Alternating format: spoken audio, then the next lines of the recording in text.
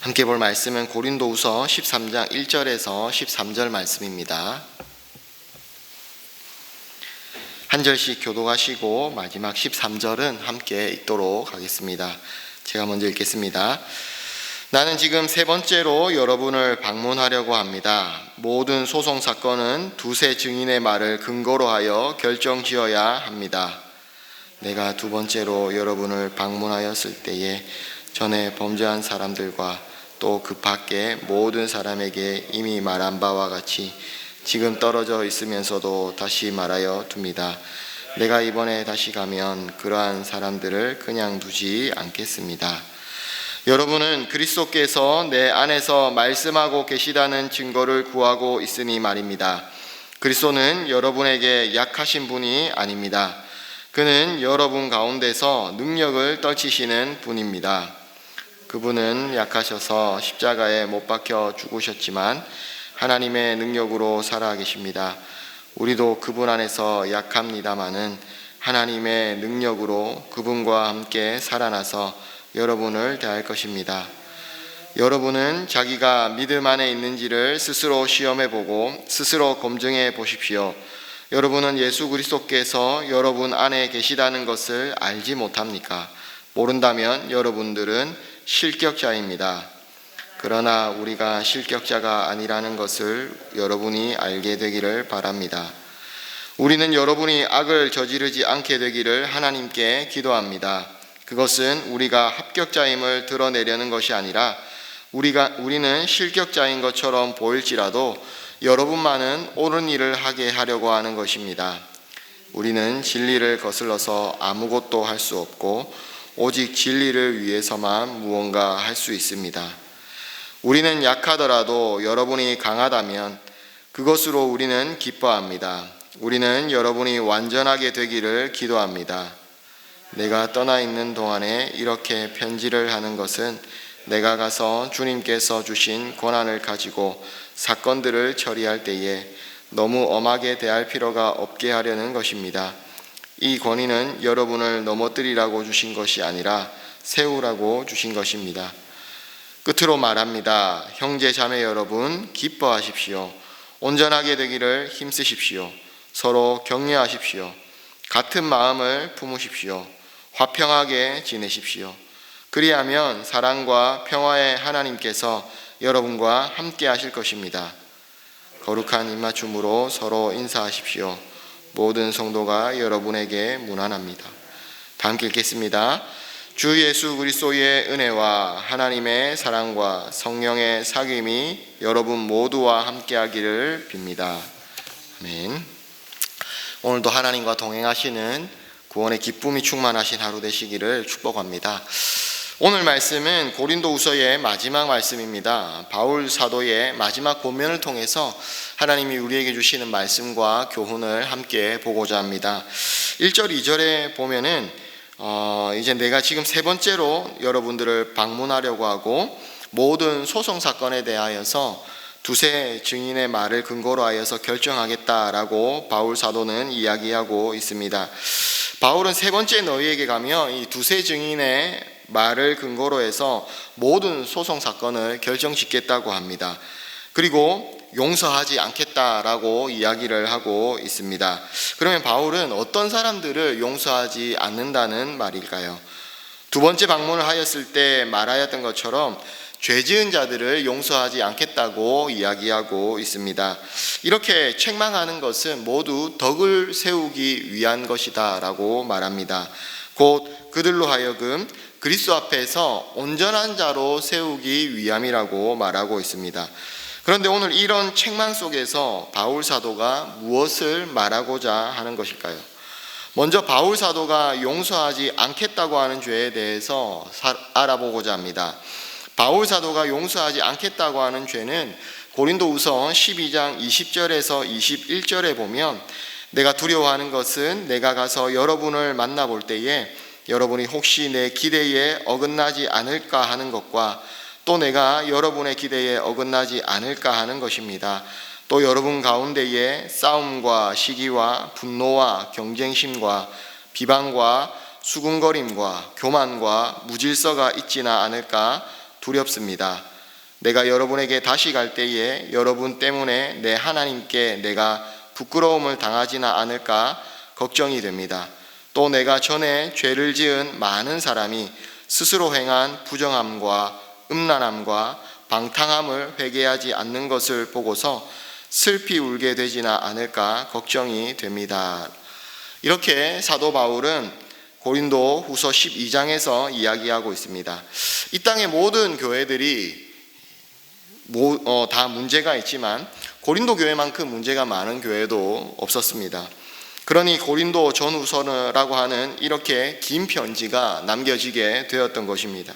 그리고 이런 교회의 문제를 통하여서 결국 오늘날 우리의 모습을 되돌아보게 되는 것입니다.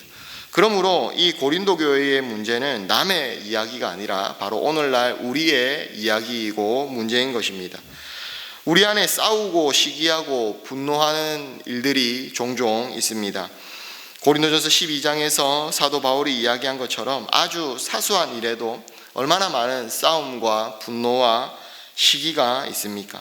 경쟁심이라고 이야기했는데요, 이것은 무리를 만들고 그룹을 짓고 파당을 짓는 일입니다.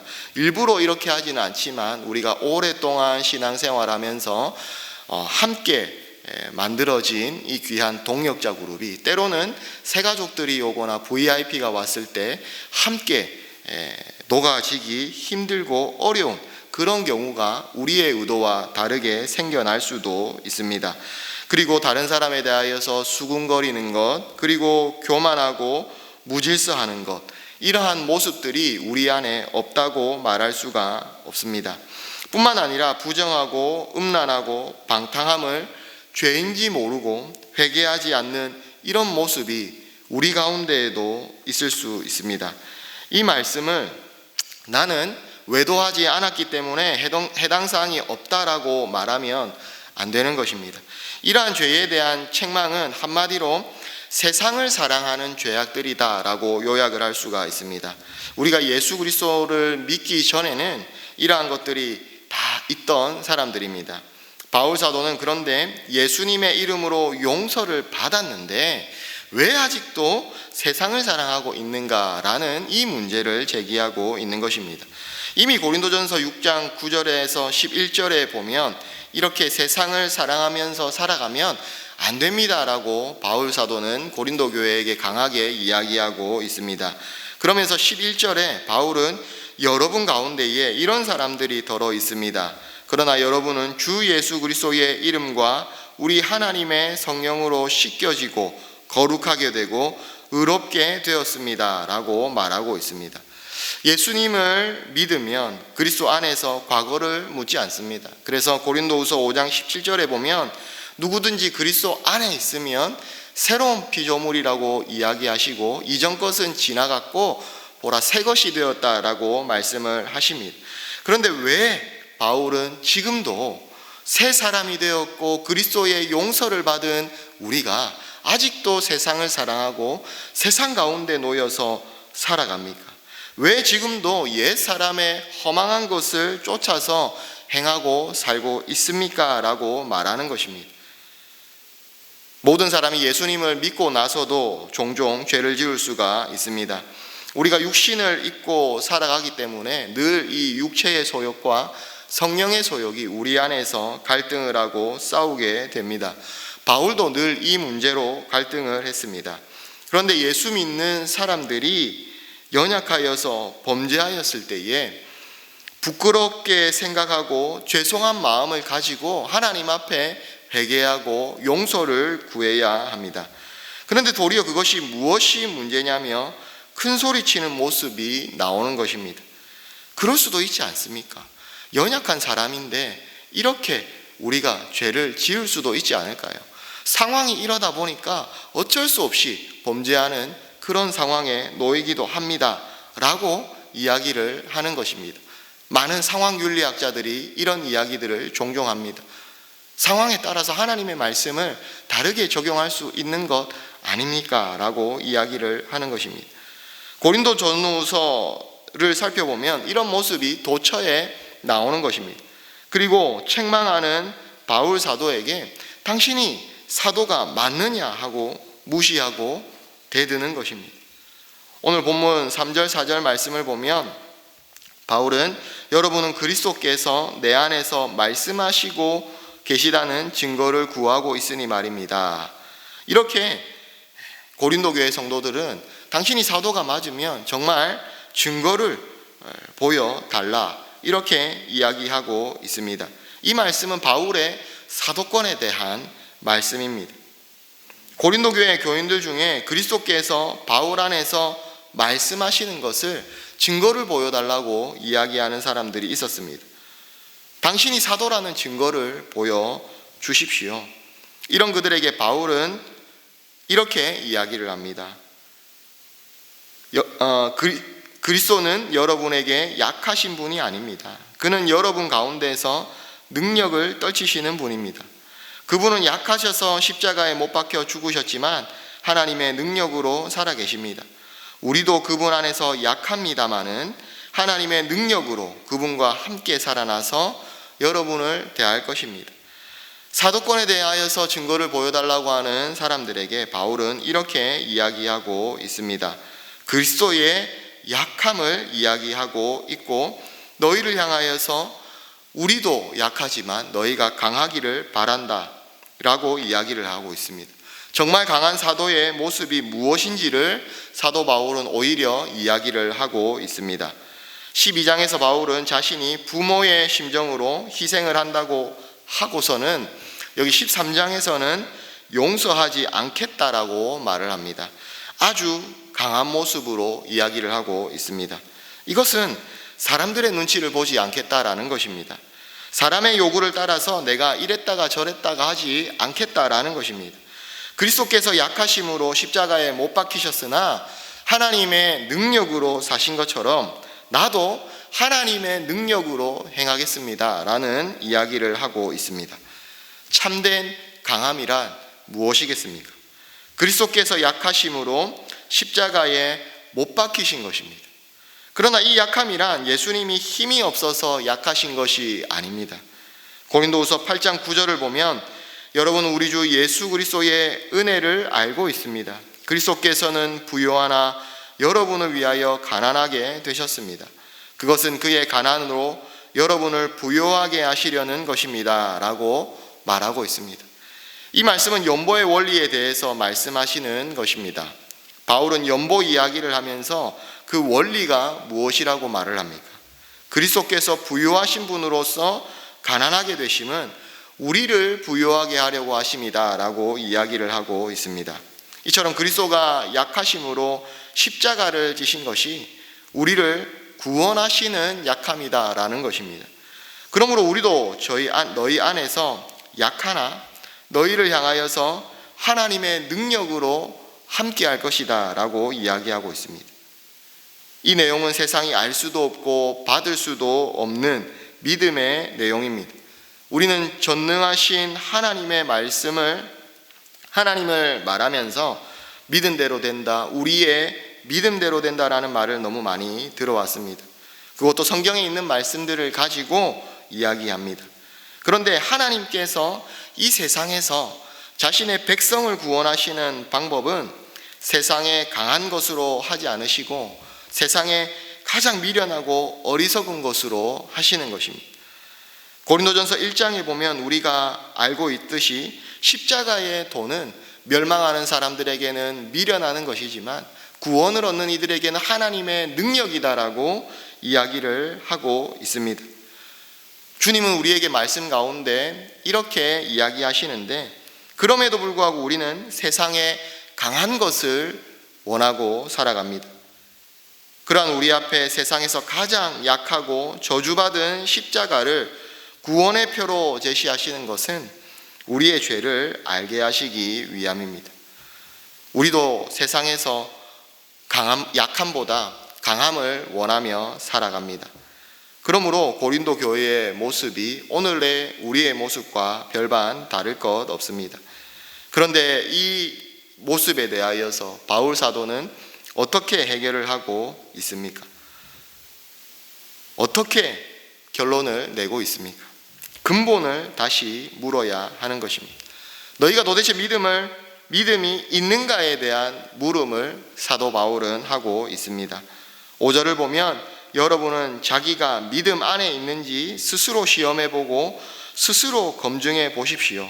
여러분은 예수 그리스도께서 여러분 안에 계시다는 것을 알지 못합니까? 모른다면 여러분은 실격자입니다 라고 이야기를 하고 있습니다. 정말 믿음 가운데 있는지 돌아보고 살펴보십시오. 여러분 스스로를 검증해 보십시오.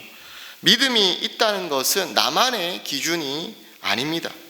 다른 사람과 비교하여 보고서 나는 이 정도 헌신하고 봉사하고 그래도 세상에서 이렇게 살아가고 있으니 나는 그래도 좀 믿음이 있는 것 아닌가, 이것이 우리의 믿음의 증거가 될 수 없다라는 것입니다.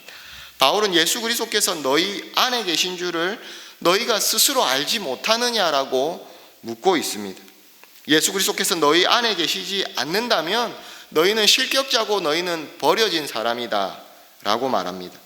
바울은 온갖 문제들을 말하면서 하나하나 어떻게 의지적인 결단으로 고치라고 하는 것이 아니라 너희 안에 믿음이 있는가, 너희 안에 정말 예수 그리스도가 있는가, 이것을 묻고 있습니다. 그리스도가 내 안에 계신다라는 것은 성령님이 임한 것입니다. 그리스도의 영이신 성령님이 우리 가운데 임하시게 되면 우리는 우리 스스로의 죄의 문제를 돌아볼 수 있는 능력이 생기게 됩니다. 죄란 그리스도를 믿지 않는 것이 죄입니다. 그러니 지금까지 내가 살아오면서 예수님을 믿지 않고 또 내가 나를 믿고 나를 위하여서 결정하고 내 인생의 야망을 위하여서 살아온 모든 것이 죄라는 것을 깨닫고 알게 됩니다. 이런 죄 때문에 예수님이 우리를 대신하여서 죽으신 것을 알고 예수님을 믿게 되는 것이고 그리스도가 내 마음에 계시다고 고백을 하는 것입니다.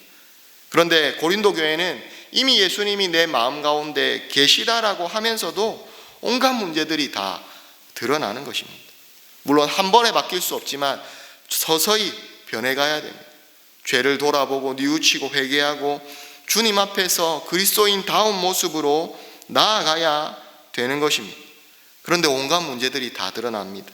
시기하고 질투하고 자기 자신을 내세우고 자랑하고 다른 사람에게 인정받기를 원하고, 이런 모습들을 보면서 고린도전서 4장 7절에 보면 우리에게 있는 것 중에 주님에게 받지 않은 것이 무엇이 있냐라고 사도 바울은 이야기합니다. 우리 안에 자랑할 것이 없다. 우리 안에 내세울 것이 무엇이 있냐. 그러면서 지금 묻고 있습니다. 정말 예수님이 우리 안에 계신지를 돌아보아라. 세상의 강함을 요구하지 말고 내 안에 있는 무언가를 드러내고 자랑하기보다 정말 믿음이 있는지 스스로 돌아보아라. 믿음이란 모든 것을 다 선물로 받은 것이다 라고 말하고 있습니다. 그런데 자신에게 은사가 나타나고 무슨 능력이 나타나니까 그것을 가지고 나의 약함이 아니라 남을 섬기는 데 쓰는 것이 아니라 오히려 자기를 드러내고 남을 죽이는 것입니다. 내가 무언가를 잘 섬기고 교회에서 무언가 잘하는 은사가 있으면 교회를 위해 사용해야 되는 것인데 오히려 나의 의로움을 위해 사용하였던 것입니다. 그래서 바울 사도는 고면하는 것입니다. 그리스도의 약하심으로 너희가 살게 된 것처럼 내가 약함으로 너희가 강하여졌으면 좋겠다. 그리스도의 약함처럼 나도 연약하기를 원한다. 이런 이야기를 하고 있습니다. 이것이 믿음이라는 것입니다.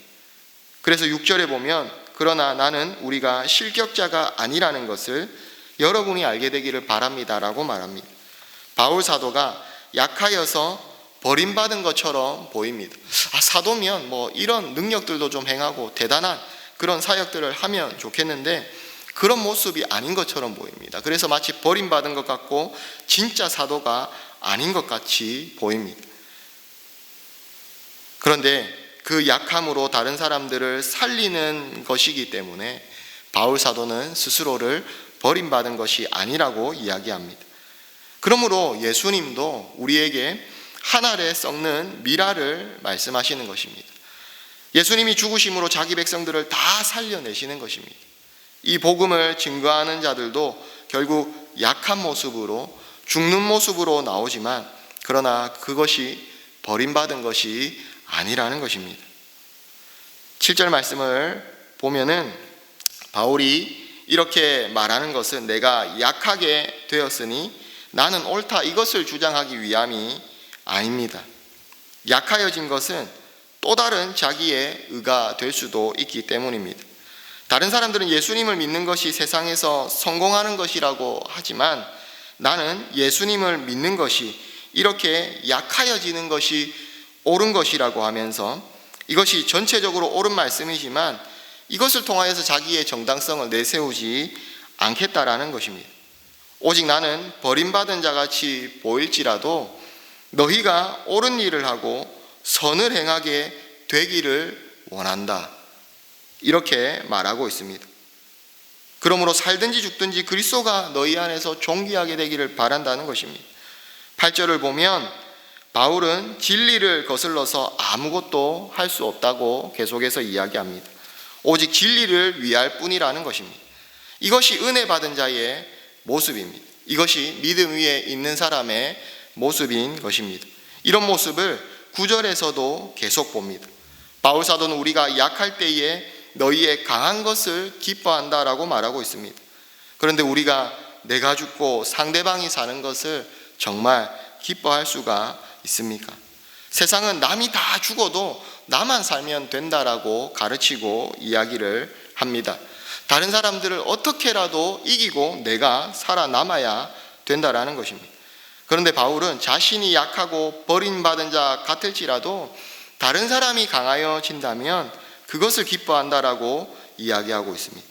또 바울이 구하는 것은 오로지 너희의 온전함이다라고 말을 합니다. 성도의 온전함이란 그리스도 안에 있는 것입니다. 그리스도 안에 있다는 것이 믿음 안에 있다라는 것입니다. 그러므로 여러분이 믿음 안에 있는지를 검증해 보라고 바울은 이야기하고 있습니다.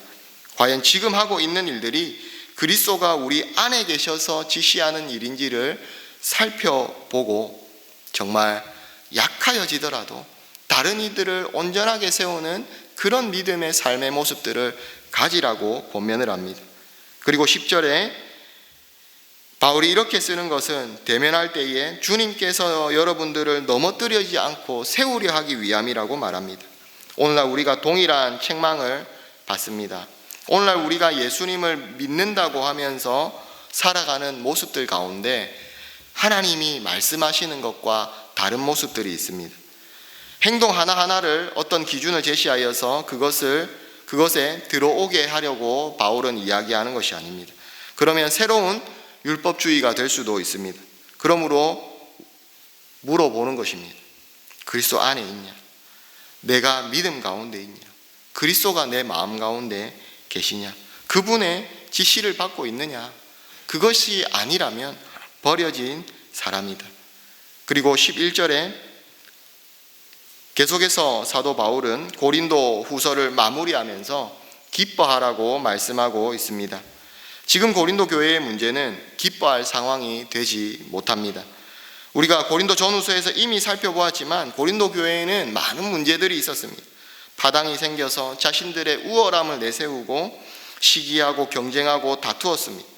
이런 문제들 뿐만이 아니라 음행의 문제라든지 우상 숭배의 문제, 성찬의 문제, 결혼의 문제, 온갖 문제들이 이 교회 앞에 놓여 있었습니다.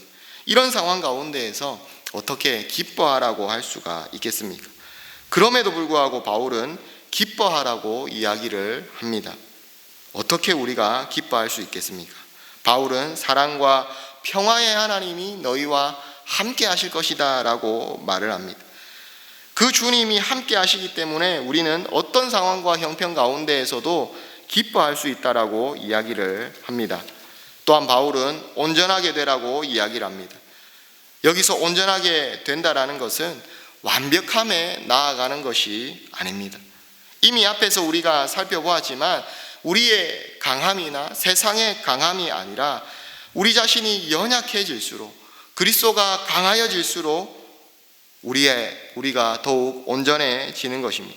이것이 바울이 말하는 온전케 되는 것입니다. 그러므로 그리스도 안에서 우리가 온전함을 덧입고 그리스도로 새 옷을 입으라는 것을 이야기하고 있습니다. 그런 삶을 살아갈 때 우리가 기뻐할 수 있음을 바울은 이야기하고 있습니다. 바울은 계속해서 서로 격려하고 위로받으라고 이야기를 하고 있습니다. 성도들에게 서로 무난한다고 이야기를 하면서 서로 위로하고 격려하는 공동체가 되라고 마지막 말씀으로 권면을 합니다. 믿음 안에 있는 너희들은 서로를 위로하고 격려하고 세우는 공동체가 되어야 한다라는 것입니다. 13절 마지막에는 이제 하나님의 복을 선언합니다. 강복 선언을 합니다. 성령 하나님께서 우리에게 은혜를 주셔서 주 예수 그리스도의 은혜와 하나님의 사랑과 성령님과의 사귐과 교통함이 우리 가운데 늘 있기를 사도 바울은 이야기하고 있는 것입니다. 사랑하는 우리 은혜 샘물 가족 여러분, 말씀을 마치겠습니다. 우리는 우리 스스로를 돌아보아야 될 것입니다. 우리 안에 많은 문제들이 있을 수 있습니다. 그러나 우리가 그것을 하나님 앞에 부끄럽게 여기고 회개하고 나아가야 될 것입니다. 그리고 우리는 강함을 생각하고 우리가 가진 것을 가지고 무언가를 해보려고 하지만 오히려 약하여지고 내 안에 그리스도가 계신지를 돌아보아야 될 것입니다. 그 믿음 가운데 있을 때 우리는 그리스도 안에서 서로를 격려하며 서로를 위로하는 진정한 그리스도 연합 공동체로 세워져 갈 수가 있을 것입니다. 오늘도 이 말씀을 기억하며 우리 안에 스스로 주님이 지시하시고 이야기하는 삶인지를 돌아보며 믿음 안에 살아가는 저와 여러분들이 되기를 주님의 이름으로 축복합니다. 우리 말씀을 기억하며 기도하겠습니다. 하나님, 우리가 믿음 안에 서 있기를 원합니다. 주님을 믿고 새롭게 되었으니 이제는 세상을 사랑하며 살아가는 것이 아니라 오직 주님만 사랑하게 하시고 세상의 강함이 아니라 그리스도의 약함으로 우리가 강하여질 수 있도록 도와주시고 하나님께 버림받은 자가 아니라 하나님이 사랑하시는 주님의 자녀가 되게 하여 주시고 성령님께서 우리 안에 계시니 날마다 기뻐하고 온전하며 서로 위로하고 격려하게 하시고 공동체를 더욱 아름답게 세워가도록 도와주시옵소서. 그리고 월요일은 다음 세대를 위해 기도하는 날입니다. 하나님, 우리 다음 세대가 하나님의 세대, 믿음의 세대가 되게 하여 주시고 우리 기성세대가 하나님 나라의 다음 세대를 위하여서 헌신하며 기도하며 섬기는 은혜가 있도록 도와주시고 우리의 다음 세대를 통하여서 이 땅에 하나님 나라가 더 확장되는 은혜가 있도록 도와달라고 기도해 주시고 여러분들의 가정과 개인의 기도의 제목들을 가지고 간절히 기도하시고 돌아가시겠습니다.